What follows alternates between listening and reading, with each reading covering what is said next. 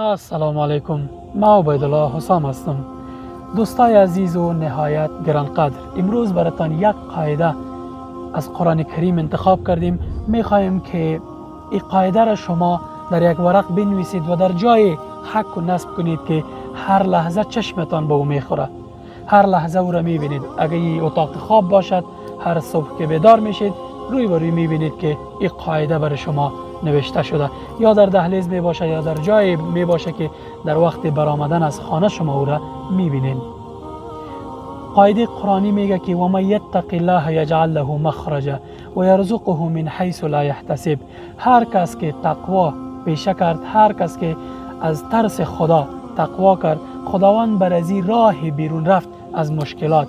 این مشکلات میشه که مشکلات خانوادگی باشه، مشکلات مالی باشه، مشکلات اجتماعی باشه یا هر مشکل دیگه، خداوند براتان یک راه بیرون رفت از او پیدا میکنه، براتان برابر میکنه، مهیا میکنه و او راه خداست، راهی که همه مشکلات در او حل میشه. قسمت بعدی آیت میگه که و یرزقه من حیث لا یحتسب.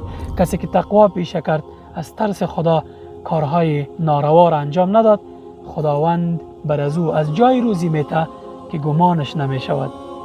پس اگر هر مشکل دارید، هر جنجال و شکایت از زندگی دارید، تقوا پیشه کنید، خداوند براتان یک راهی بیرون رفت از مشکلات را مهیا می سازد.